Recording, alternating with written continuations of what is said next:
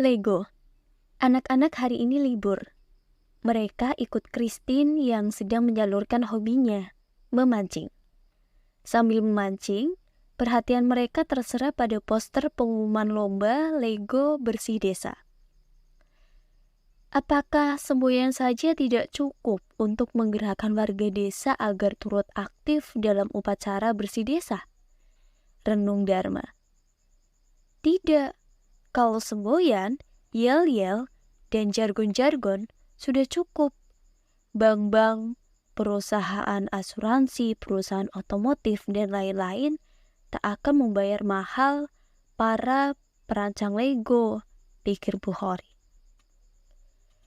Suatu Lego, suatu rupa, bahkan huruf dengan cara penulisan tertentu, pasti diyakini mempunyai daya bujuk yang kuat bagi seseorang untuk berpikir atau melakukan sesuatu. Benak Parwati berkecamuk dengan misteri suatu Lego. Mungkin Tuhan selama ini tidak saja berbicara melalui kata-kata tersurat dan kata-kata tersirat. Dia juga tidak saja berbicara melalui musik kata-kata, yaitu ritme dan nada. Tapi dia juga berfirman melalui Lego atau tata rupa huruf yang membentuk kalimat-kalimat itu.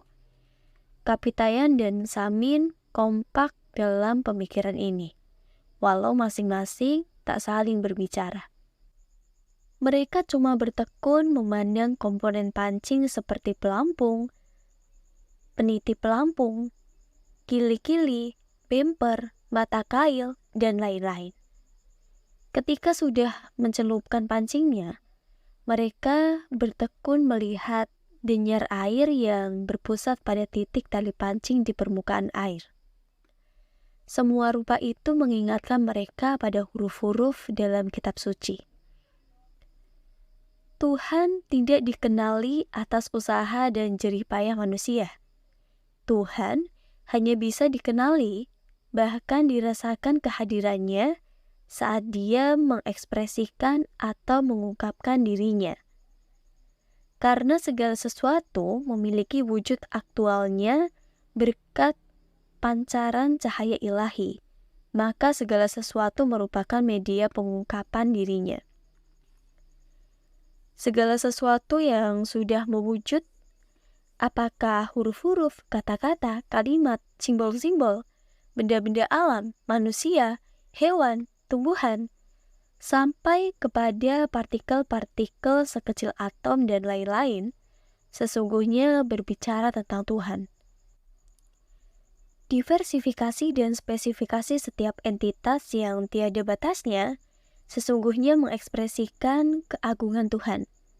Setiap entitas menjadi eksis manakala memiliki sifat-sifat spesifikasi yang membedakannya dari selainnya. Tapi bukan karena diversifikasi dan spesifikasi makhluk ciptaan. Tuhan mengekspresikan dan mengungkapkan dirinya, melainkan hakikat yang melatar belakanginya. Sebab setiap entitas memerlukan sifat-sifat dan karakter yang spesifik untuk bisa eksis. Namun, perbedaannya satu sama lain tidak menafikan adanya titik-titik kesamaan tertentu antara mereka. Dari sini bisa terbentuk cara pandang yang melihat perbedaan dalam kesamaannya dan melihat kesamaan dalam perbedaannya. Inilah taraf pandang yang melampaui paradoks-paradoks di mana Tuhan terlihat mengungkapkan dirinya. Tuhan hadir melatari tindak menegasi. Tuhan hadir melatari tindak mengafirmasi. Tuhan hadir pada hal-hal negatif. Tuhan hadir pada hal-hal positif. Tuhan hadir dalam kondisi kemiskinan. Tuhan hadir dalam kondisi kekayaan. Segala sesuatu yang negatif bisa dipandang dari sisi positif. Sebaliknya, segala sesuatu yang bersifat positif tidak bisa diterbebaskan sama sekali dari unsur negatif. dalam tradisi Sufisme Nusantara. Mengikuti semiotika abad pertengahan, status Tuhan seperti diuraikan di atas disimbolkan dalam bahasa Arab dengan huruf alif atau garis tegak lurus. Dikatakan alif diberi nama alif karena mengandung 3 makna, yaitu jinak, menjinakkan, dekat, mendekatkan, dan sesuatu yang familiar.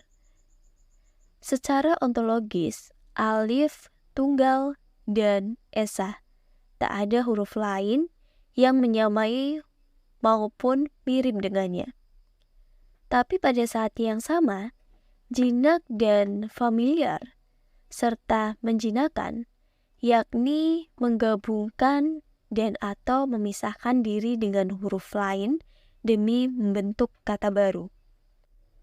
Jika kita memberi, tidak lantas membuat diri kita bersikap sombong karena pandangan kita tertuju kepada hadirnya Sang Maha Pemberi.